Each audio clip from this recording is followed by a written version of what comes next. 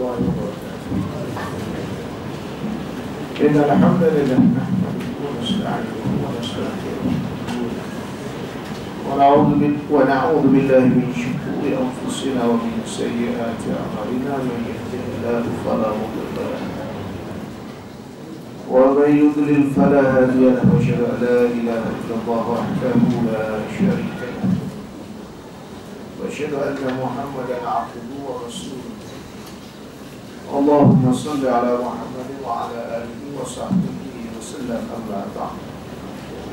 Muslimin dan muslimat yang dirahmati Allah, InsyaAllah pada malam ini kita mulakan kitab baru,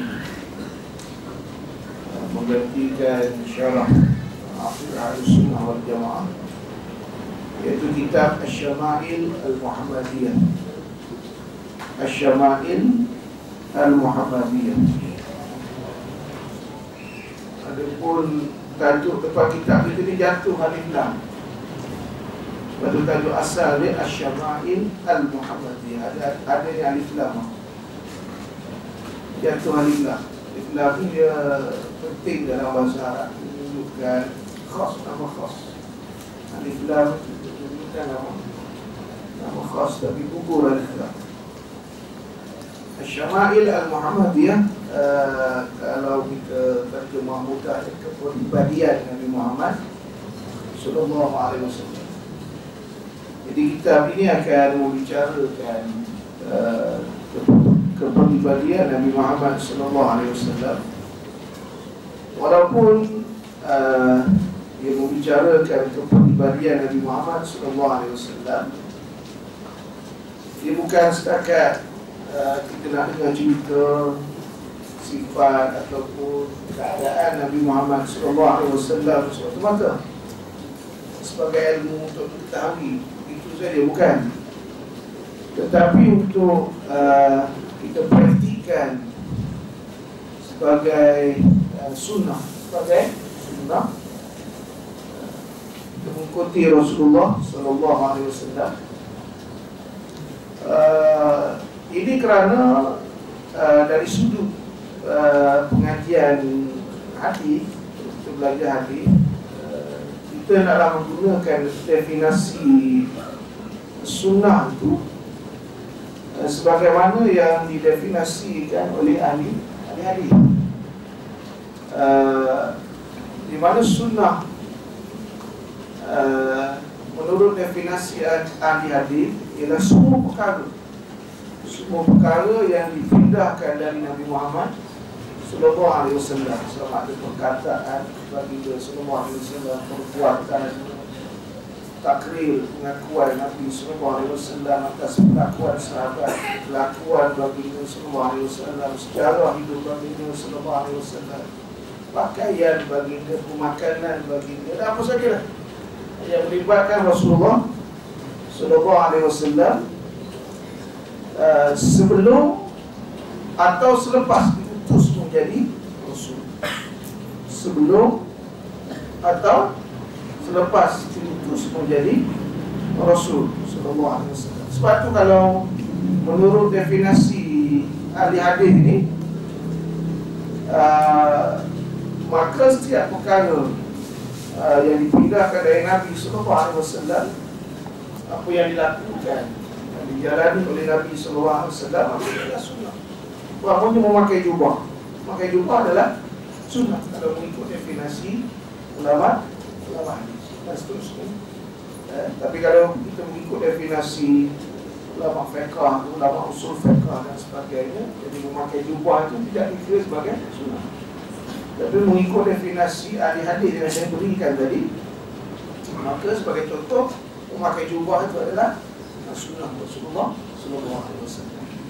Jadi definisi sunnah menurut ahli hadis ya agak luas. Segala apa yang dipindahkan dari Nabi sallallahu alaihi wasallam sebelum diutus menjadi Rasul ataupun selepas diutus menjadi Rasul sallallahu alaihi wasallam. Jadi di sisi ahli hadis, mereka melihat bahawa Nabi sallallahu alaihi wasallam ini sebagai contoh tauladan. dalam semua agama. Yang ini bertepatan dengan surah Ahzab, firman Allah Subhanahu wa taala dalam surah Ahzab ayat 21, laqad kana lakum fi rasulillahi uswatun hasanah. Sesungguhnya pada diri Rasulullah sallallahu alaihi wasallam itu terdapat contoh tauladan yang baik. Jadi apa yang kita bincangkan dalam kitab ini, Syama'il al-Muhammadiyah, kepribadian Nabi Muhammad SAW, ini bukan setakat dia cerita ataupun kisah ataupun sifat Nabi Muhammad SAW semata-mata, tetapi dia adalah sunnah untuk diikuti, sunnah untuk diikuti. Jadi sebelum kita masuk kepada kitab, terlebih dahulu sebagai adabnya kita lihat kepada biodata pengarang, iaitu Imam At-Tirmizi. Imam At-Tirmizi AL pun jatuh, jadi Imam Tirmizi AL. Macam mana suka nak jatuh AL ni? Alif Lam. Ya. Dia kalau suka jatuhkan AL ni ataupun Alif Lam ni biasa Indonesia. Kita terjemah buku AL ni ataupun Alif Lam ni biasanya gugur. Wallahu a'lam. Dari segi biodata pengarang ni, nama penuh pengarang kitab ini ialah Muhammad bin Isa. Muhammad bin Isa bin Surah At-Tirmizi. Muhammad bin Isa bin Surah At-Tirmizi. Tak panjang lagi lah sebenarnya, keturunan dia panjang lagi, saya ringkaskan. Muhammad bin Isa At-Tirmizi, Muhammad bin Isa bin Surah At-Tirmizi, ataupun Muhammad bin Isa At-Tirmizi. Gelarannya ialah Abu Isa. Abu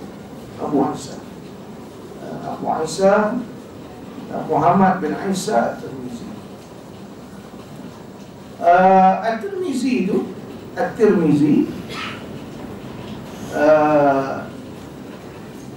dia adalah nisbah kepada Tirmidzi. At-Tirmizi itu Imam At-Tirmizi. Jadi At-Tirmizi itu dia adalah nisbah kepada Tirmidzi. Tirmidzi ini ialah nama sebuah bandar di utara Iran. Dan ini di utara Iran. Di situlah beliau membesar. Dan telah menjadi tradisi ilmu hadis. Majoriti ulama-ulama besar dalam ilmu hadis ini adalah orang bukan Arab. Dan ilmu hadis ini memang satu ilmu yang dipegang oleh bangsa bukan Arab. Jadi Imam At-Tirmizi ini dia bukan berbangsa Arab, bukan berbangsa Arab. Jadi At-Tirmizi itu nisbah kepada bandar tempat beliau membesar, Tirmizi, di utara Iran. Tapi beliau masyhur dengan panggilan Imam At-Tirmizi, dan boleh dibaca dalam beberapa wajah. At-Tirmizi, At-Tirmizi, At-Turmizi, ada banyak, ada beberapa bentuk bacaan ini. At-Tirmizi, tapi yang masyhur yang biasa kita sebut ialah At-Tirmizi ataupun At-Tirmizi. Jadi kebanyakan masyarakat kita lebih mengenali Imam At-Tirmizi, tidak mengetahui nama sebenar beliau. Jadi, beliau dilahirkan tahun 209 Hijrah. 209 Hijrah dan meninggal pada tahun 279 Hijrah. Jadi umurnya sekitar 70 tahun. Umurnya sekitar 70 tahun. Antara guru-gurunya, gurunya ramai. Antaranya ialah Imam Muhammad bin Ismail. Imam Muhammad bin Ismail, ataupun yang masyhur dengan Imam Al-Bukhari. Imam Al-Bukhari meninggal pada tahun 256 Hijrah. 256 Hijrah. Imam At-Tirmizi tadi dilahirkan tahun 209 Hijrah, meninggal tahun 279 Hijrah. Jadi Imam Al-Bukhari ini antara gurunya meninggal pada tahun 256 Hijrah. Antara gurunya lagi ialah Muslim bin Al-Hajjaj. Muslim bin Al-Hajjaj ataupun yang masyhur kita panggil Imam Muslim. Muslim bin Al-Hajjaj yang meninggal pada tahun 261 Hijrah. Dan antara gurunya lagi ialah Imam Abu Dawud, Sulaiman bin Al-Ash'af As-Sijistani, atau masyhur kita di kalangan masyarakat kita ni dengan Imam Abu Dawud. Beliau meninggal pada tahun 275. Dan ramai lagi lah guru beliau, tapi ini antara yang masyhur, yang terkenal dalam masyarakat kita. Nah, Imam At-Tirmizi ni, Imam Abu Isa At-Tirmizi ni, beliau banyak melazimi Imam Al-Bukhari. Sebab tu kalau kita tengok dalam Sunan At-Tirmizi, banyak hadis yang beliau sebut. Beliau akan sebut dalam kitab tersebut, Sa'altu aku tanya hadis ini kepada Muhammad bin Ismail Al-Bukhari tentang darjat kedudukan hadis tersebut. Jadi beliau katakan komentar Imam Al-Bukhari tentang hadis yang beliau riwayatkan. Jadi beliau banyak melazimi Imam Al-Bukhari selain imam-imam lain. Dan keistimewaan Imam At-Tirmizi ini, ialah dari segi ilmu hadisnya, dia adalah gabungan antara ilmu Imam Al-Bukhari dan Imam Muslim. Itu keistimewaan Imam At-Tirmizi. Pada diri Imam At-Tirmizi itu terhimpun yang menjadi gabungan ilmu dua imam besar, iaitu Imam Al-Bukhari dan Imam Muslim. Jadi Imam At-Tirmizi mempunyai kelebihan sedemikian dari segi kefahaman periwayatan beliau kepada hadis-hadis Rasulullah SAW. Jadi itu keistimewaan yang beliau dapat ambil dari dua imam besar. Wallahu a'lam. Itu bagi Imam At-Tirmizi. Sekarang kita masuk kepada perbincangan dari kita. Kita masuk pada bab pertama, iaitu bab maja'a fi khalqi Rasulullah sallallahu alaihi wasallam. Bab mengenai fizikal Rasulullah sallallahu alaihi wasallam. Kita tengok hadis pertama dari bab ini. Anas bin Malik radhiyallahu anhu berkata, kana Rasulullah sallallahu alaihi wasallam laisa bil-tawil al-ba'in wala bil-qasir al-mutaraddid wala bil-abyad al-amhaq wala bil-adami wala bil-ja'di al-qatati boleh dibaca dengan wajah. Bagi atas boleh, bagi bawah. Wala bisabati boleh, wala bisabiti boleh, wala bisabti bagi mati boleh. Batu boleh, batu boleh bagi atas boleh, bagi bawah boleh, dan bagi mati. Ba'athahu Allahu ala ra'si 40 sanatan fa'aqama bi Makkah 10 sinin wa bil Madinah 10 wa tawaffahu Allahu ala ra'si 60 sana wa laysa fi ra'sihi wa lihyatihi 20 sya'ratan bayda. Maksudnya, kata Anas bin Malik radhiyallahu anhu, Rasulullah sallallahu alaihi wasallam bukanlah orang yang terlalu tinggi, tidak terlalu tinggi, namun bukan juga terlalu pendek, terlalu rendah. Maksudnya Rasulullah SAW ini sedang, ketinggian, tidak terlalu tinggi sangat dan tidak terlalu rendah. Itu fizikal Rasulullah SAW. Kulitnya tidak putih pucat. Kulitnya tidak putih pucat. Putih pucat di situ maksudnya seperti putih orang berpenyakit sopok, tidak. Nanti kita katakan di sebelah warnanya hadis kedua lagi.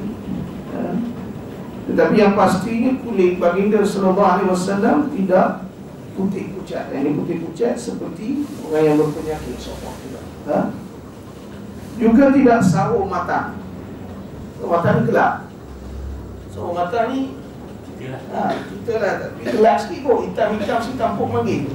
Hitam sangat. Tapi kalau Melayu lah tampuk gelap sikit gitulah. Tidak begitu oleh Rasulullah sallallahu alaihi wasallam. Rambutnya sallallahu alaihi wasallam ikan maya. Tidak terlalu keriting dan tidak juga halus. Cantik rambut Rasulullah sallallahu alaihi wasallam. Jadi itulah rupa ketinggian Rasulullah sallallahu alaihi wasallam, kulit baginda dan juga rupa rambut baginda sallallahu alaihi wasallam. Cantik Rasulullah sallallahu alaihi wasallam. Siapa yang pernah bermimpi berjumpa Rasulullah sallallahu alaihi wasallam dia dapat lihat persamaan cantik Rasulullah sallallahu alaihi wasallam. Beliau diutus oleh Allah menjadi rasul pada usia 40 tahun. Ini usia kematangan bagi seseorang. Tahu begitu umat Muhammad sallallahu alaihi wasallam. Ada dah apabila usia 40 tahun akal menjadi kita, pengalaman hidup sudah boleh dijadikan panduan untuk meneruskan perjalanan hidup ini berbanding dengan usia sebelum 40 tahun. Jauh pemikiran 40 tahun. Sebab tu kalau 40 tahun ke atas masih lagi pening, ini ada sebab tak kena. Dia mungkin timing dia tak kena, ataupun ada wire tercambung ke kat mana tak tahu lah. Mungkin ada. Biasanya orang yang berumur 40 tahun dan ke atas, pemikiran dia telah matang. Dia boleh menghadapi berbagai perkara dalam kehidupan yang tenang, elok dan baik. Jadi pengutusan Rasulullah SAW di usia 40 tahun ini satu usia yang cukup matang bagi umat Muhammad SAW. Beliau menetap di Mekah ini sebagai Rasul selama 10 tahun. Selama 10 tahun. Dan di Madinah juga selama 10 tahun. Jadi di sini timbul pertanyaan kepada kita. Kalau kita baca dalam sirah, Rasulullah SAW menetap di Mekah sebagai Rasul selama 13 tahun. Tapi di sini Anas bin Malik menyebut 10 tahun. Jadi Anas bin Malik menyebut di sini selama 10 tahun. Sebutan ataupun periwayatan Anas ini adalah secara umum, tidak dipecahkan kepada angka yang khusus, yang spesifik kepada 13 tahun. Karena kalau kita tengok riwayat lain yang bersumber dari Anas sendiri, juga dari Ibnu Abbas dan juga Aisyah radhiyallahu anhum ajma'in, dalam riwayat Al-Bukhari juga Muslim dan lain juga ada riwayat. Memang jelas ketiga sahabat ini meriwayatkan 13 tahun. Sebagai contoh, Anas menyebut sebagai contoh, Ibnu Abbas menyebut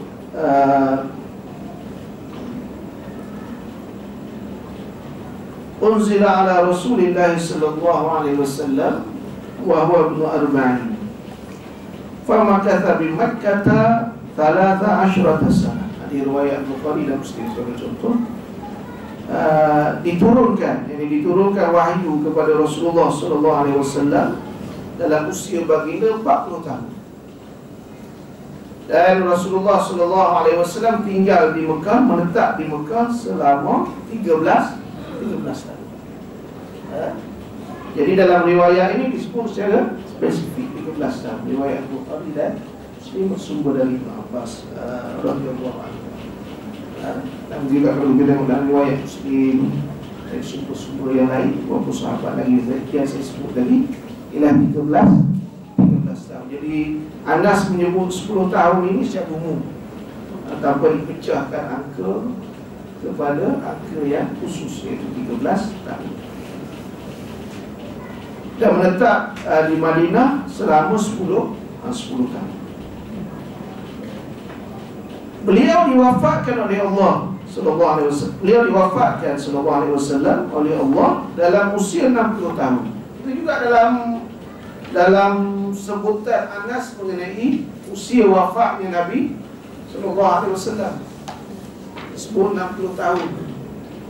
Kerana riwayatan dari sahabat-sahabat yang lain, seperti Ibn Abbas yang sebut tadi, juga Aisyah radhiyallahu anha dan Anas sendiri dalam riwayat lain menyebut 60 tahun. Umpamanya saya ambil sumber tadi Al-Bukhari dan Muslim tadi, Ibn Abbas radhiyallahu anhu menyebut wa mata wa huwa ibnu 63 sana. Rasulullah SAW wafat dalam usia 63 tahun. 63 tahun. Jadi riwayat ini menyebut angka secara tepat 63 tahun. Jadi 13 tahun di Mekah, 10 tahun di Madinah. Dan riwayat tadi, riwayat Ibnu Abbas radhiyallahu anhu tadi, Rasulullah SAW diutus pada usia 40 tahun.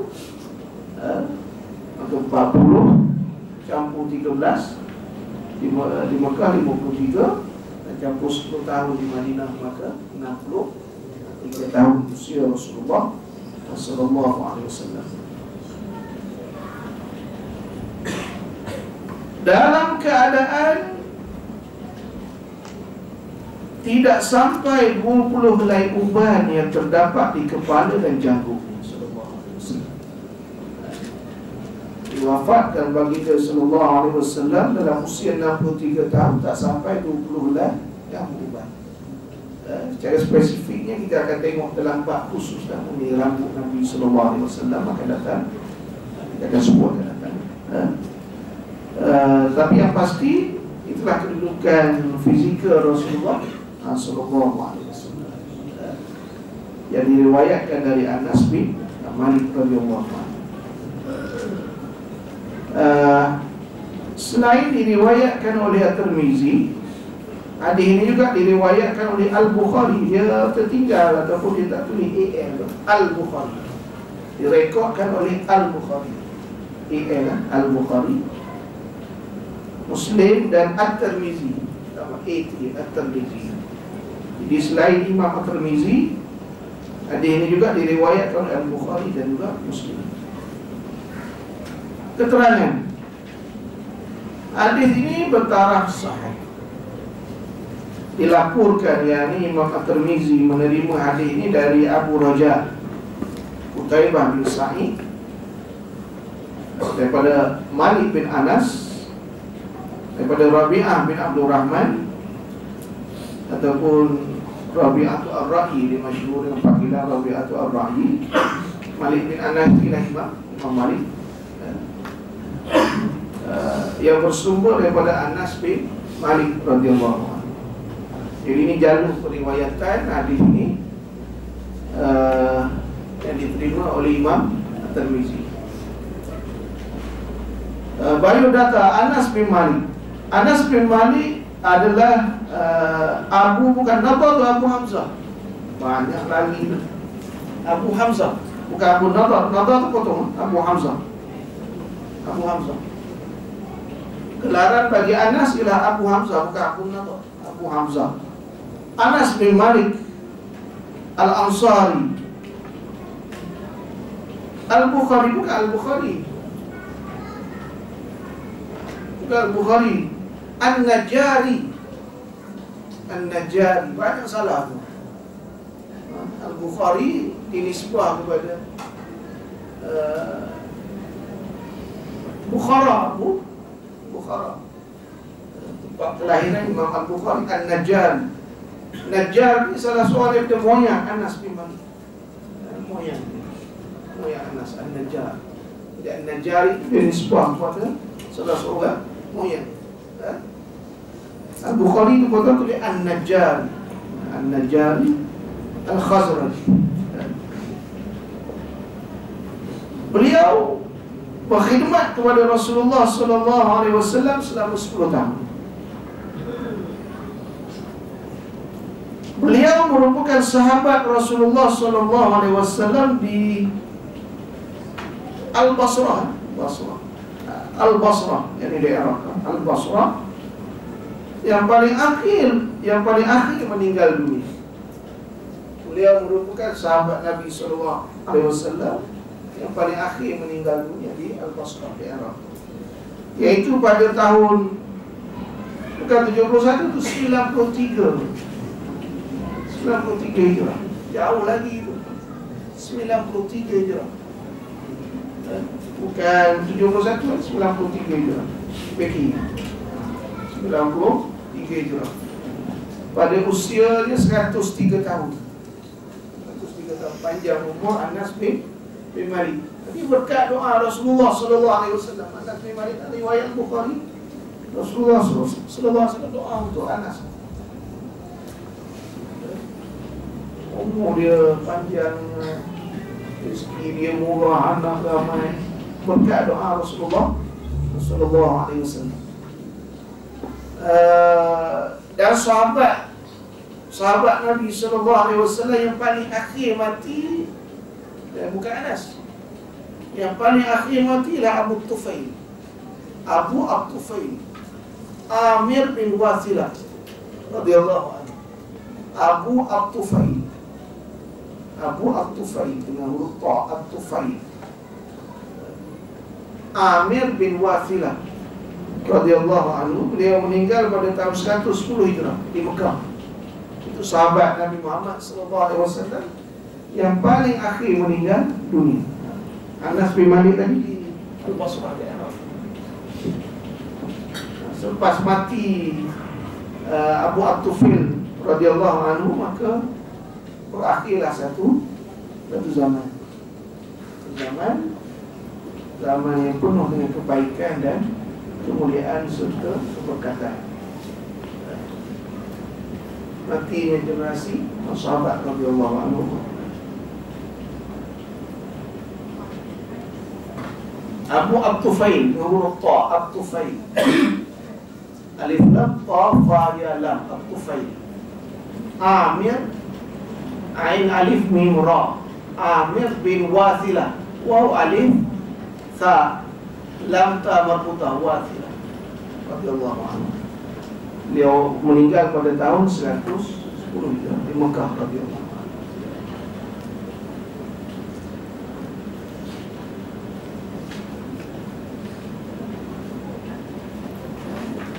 Jadi itu beberapa perkara yang perlu diperbetulkan di sini. Tambah juga Anas bin Malik radhiyallahu anhu. Hadis kedua. Anas bin Malik radhiyallahu anhu berkata, "Kana Rasulullah sallallahu alaihi wasallam rab'atan, laysa bil tawil wala bil qasir, hasan al jism, wa kana sya'ruhu laysa bi ja'din wala sabt, asmar al lawn, idza masya yatakaffa." Maksudnya, kata Anas radhiyallahu anhu,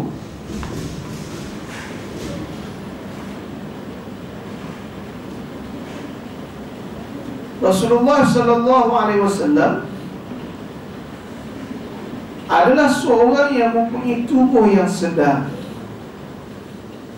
tidak tinggi dan tidak rendah. Sedang, tidak tinggi dan tidak rendah. Bentuk tubuhnya bagus, elok, cantik. Yang akan kita tengok dalam riwayat seterusnya nanti. Rambutnya tidak keriting dan tidak lurus, ini ikal. Ikal. Warna kulit beliau sallallahu alaihi wasallam coklat, yaitu asmara laun. Asmara ni kalau kita tengok dalam riwayat Al-Bukhari,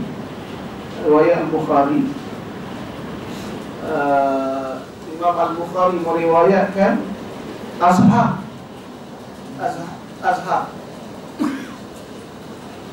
Azhar ni kalau kita tengok dari segi penafsiran dia,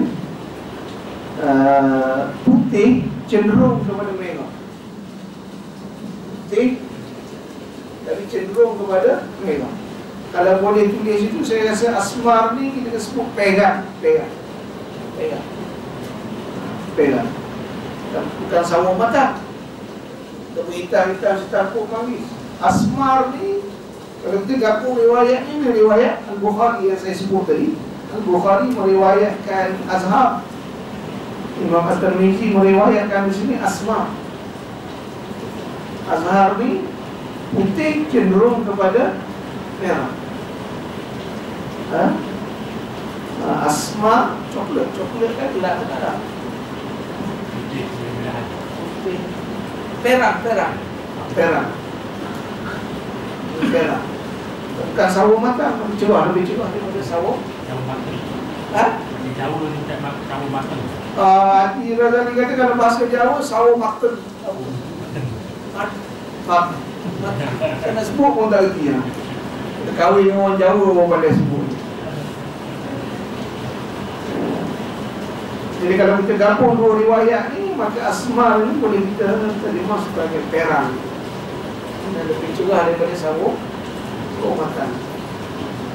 Itu dalam riwayat Al-Bukhari, gabung dengan riwayat At-Tirmizi. Jika berjalan sallallahu alaihi wasallam, pergerakannya condong ke hadapan. Rasulullah sallallahu alaihi wasallam kalau berjalan, dia condong ke hadapan.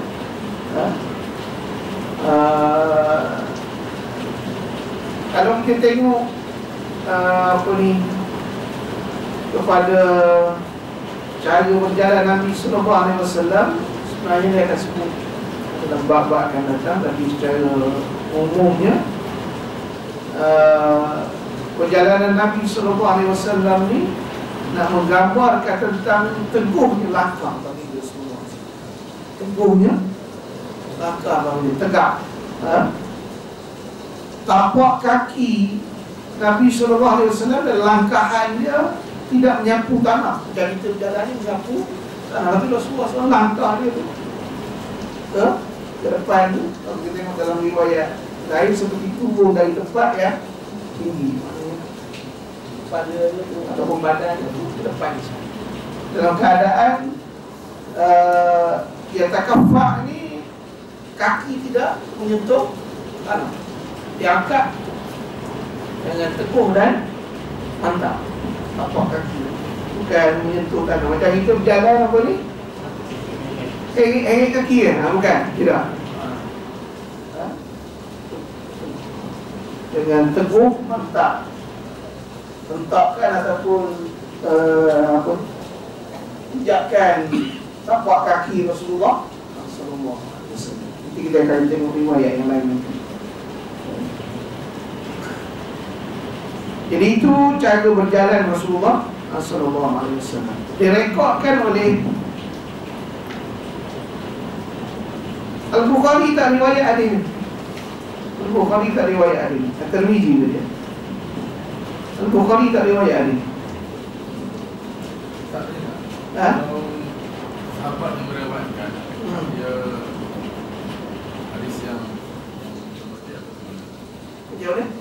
Hadis ni dia dibuat oleh sahabat. Adakah dia mengawal ataupun ahad? Dia hadis ahad. Bukan Rasulullah. Ya. Walaupun bukan Rasulullah. Bukan Rasulullah. Hadis ahad. Hadis ahad. Hadis ahad. Mutawatir ni diriwayatkan dalam jumlah ya ramai, sekitar 10 orang menyampaikan. Ini hadis ahad, tapi ahad sahih.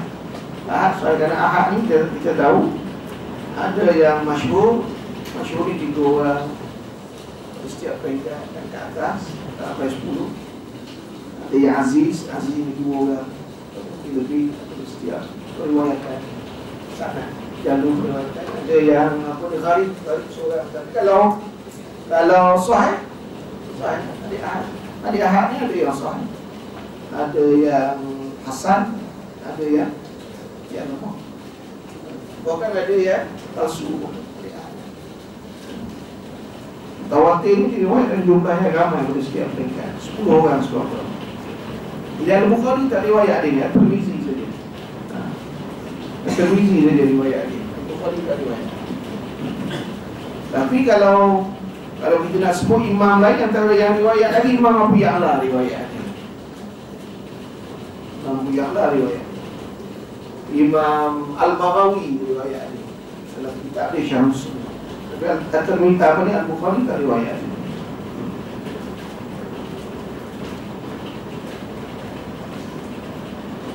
Jadi direkodkan oleh At-Tirmizi, Al-Bukhari tak riwayat dia. Keterangan hadis ini bertaraf sahih. Dilaporkan, yakni At-Tirmizi terima hadis ini dari Humaid bin Mas'adah. Humaid bin Mas'adah Al-Basri, yang mendengar daripada Abdul Wahab Al-Thaqafi. Ada tambah tu, dia tertinggal seorang perawi. Selepas Abdul Wahab Al-Thaqafi, tambah daripada Humaid bin Abi Humaid. Dia tertinggal seorang perawi daripada Humaid bin Abi Humaid. Dia tertinggal seorang perawi. Selepas Abdul Wahab Al-Thaqafi, tambah daripada Humaid bin Abi Humaid. Jadi tertinggal. Dan bersumber daripada Anas bin Malik radhiyallahu anhu.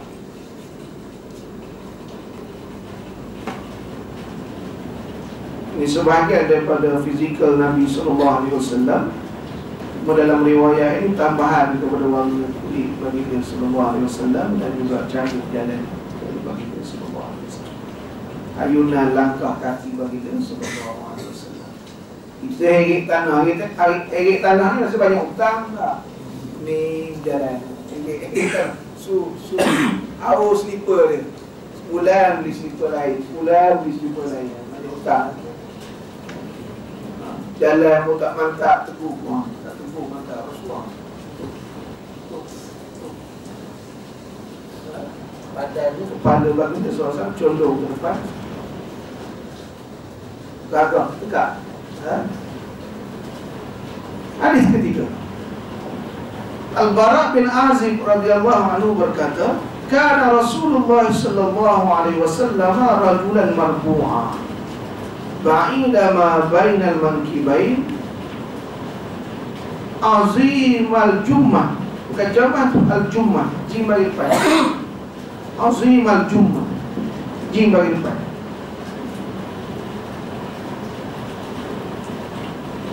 Al-jummah ni rambut sampai ke bangku. Al-jummah, bukan al-jamah, al-jummah. Jim tu tukar bagi depan.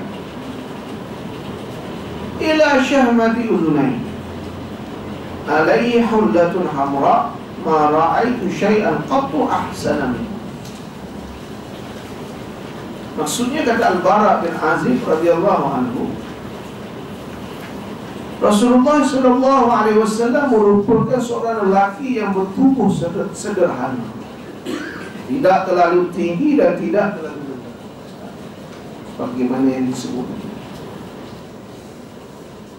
Jarak antara kedua-dua bahunya lebar, jadi bahunya tidak. Jarak antara bahu kanan dan bahu kiri tidak, kanan dan kiri tidak. Jadi apabila Al-Bara' radhiyallahu anhu menyebut sedemikian, maka di situ dapat difaham bahawa dada Nabi SAW juga adalah bidang. So, bahu bidang, maka dada baginda SAW adalah bidang. bidang dada baginda sallallahu alaihi wasallam. Gambaran ini, gambaran bahu bidang dan juga dada bidang ini sebagai gambaran yang menunjukkan tanda keunggulan, kuat dan hebatnya Nabi Muhammad sallallahu alaihi wasallam dari segi jasad. Kita monyok ya. Nah, walaupun makan kambing satu pohon. Bahu dia tidak. Jasad fizikal baginda sallallahu alaihi wasallam tu Allah ikut ganti. Istilah hadis ni saudara berdiri. Waktu ini bukan Nabi yang cakap, bukan Nabi yang orang lain yang cerita tentang cerita Nabi sebagai hadis. Ada lah.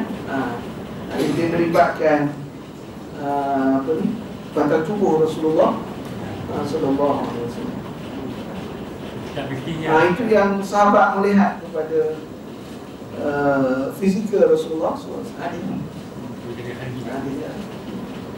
Pasal dia dinisbahkan kepada Rasulullah.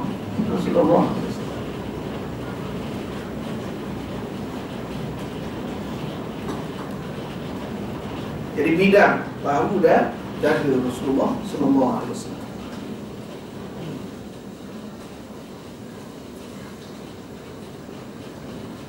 Siapa yang pernah bermimpi jumpa Rasulullah sallallahu alaihi wasallam? Tak ada? Tak ada?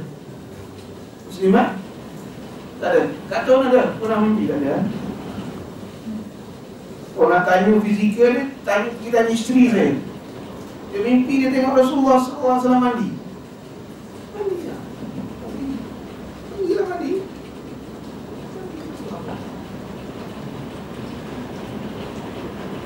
Rasulullah mandi. Baru lagi mimpi tahun lepas.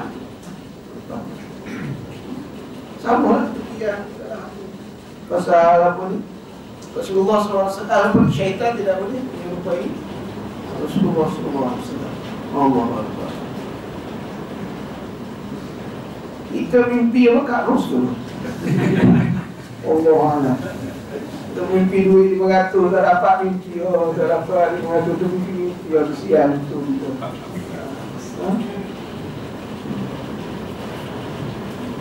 Okey ya. Rambutnya yang lebat terurai ke bahu, sampai ke bawah cuping telinga. Syahmah ni cuping ni. Pasal nanti kita akan himpun hadis-hadis mengenai rambut ni di bab dia nanti. Pasal sahabat-sahabat menyebut rambut Nabi sallallahu alaihi wasallam ni dalam beberapa keadaan. Di sini disebut cuping. Ada sahabat yang riwayat separuh baru telinga ni. Ada sahabat yang riwayatkan antara bahu dengan cuping telinga. Kemudian sampai ke bahu. Sampai tempat bab dia nanti. Kita akan himpun riwayat ni dan kita akan tengok. Tapi di sini kita tengok riwayat Al-Bara ini kena tambah sampai ke cuping telinga. Pasal adanya kalimah ila syahmati udunai, sampai ke cuping dua telinga baginda sallallahu alaihi wasallam. Cupingnya lebat terurai ke bahu sampai ke cuping dua telinga. Rambut belakang sampai ke bahu, rambut tepi sampai ke cuping dua telinga. Tapi kita akan himpun riwayat yang sahabat meriwayatkan sebelah tepi itu berbeza. Ada 3 riwayat. Ada 3 riwayat. Kita akan himpun kemudian tempat dia nanti, insyaAllah. Tapi yang belakang sampai ke bahu. Kalau kita kalau rambut panjang sini UMC, kasut ke rumah kita UMC longkang tu lagi dah longkang. Zaman kita Rasulullah SAW suka ikat rambut. Kita ikat rambut zaman kita ni, itu tak semayang kalau kita ikat rambut. Fokus mana nak rumah. Suasana zaman tu jadi berbeza. Ya. apabila beliau sallallahu alaihi wasallam memakai pakaian berwarna merah. Jadi sampai tempat kita akan bincang pakaian berwarna merah, boleh memakai pakaian berwarna merah. Kata Al-Bara radhiyallahu anhu, aku tidak pernah melihat seorang pun yang lebih tampan daripada Allah. Yang ada bidang rambut cantik ikan kulit apa ni, pegang tadi, lebih cerah ni, sawah matang tadi, jalan kita tegak elok ni, pakai baju merah. Allah cantiknya Rasulullah sallallahu alaihi wasallam. Nabi Yusuf, cantik Nabi Yusuf dalam riwayat Muslim, separuh ya, separuh kecantikan Nabi Muhammad sallallahu alaihi wasallam. Nabi Yusuf separuhnya kecantikan Nabi Muhammad sallallahu alaihi wasallam dalam riwayat Muslim, separuh tu pun dah. Kalau kita baca dah surah Yusuf, Allah, orang perempuan dah gila dah. Orang perempuan ni apa nak jadi dah. Ini Nabi Muhammad sallallahu alaihi wasallam. Kata Al-Bara lagi radhiyallahu anhu, aku tidak pernah melihat seorang pun yang lebih tampan daripada Nabi Muhammad sallallahu alaihi wasallam. Direkodkan oleh, yang ini diriwayatkan oleh At-Tirmizi, tambah At-Tirmizi. Selain At-Tirmizi juga Al-Bukhari, tambah Al-Bukhari, Muslim juga Abu Dawud. Keterangan hadis ini bertaraf sahih. Dilaporkan, yakni At-Tirmizi menerima hadis ini dari Muhammad bin Bashar. Bukan Bashar tu, Bashar B-A-S-S Bashar Al-Abdi, daripada Muhammad bin Ja'far, daripada Syu'bah, daripada Abu Ishaq, yang bersumber daripada Al-Bara bin Azib radhiyallahu anhu.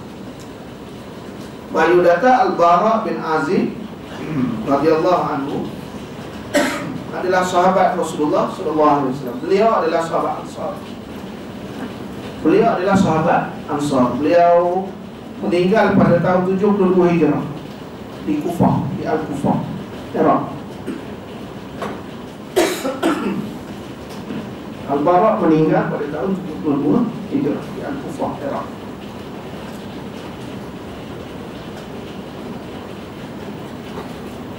Jadi itulah sebahagian daripada fizikal Rasulullah sallallahu alaihi wasallam.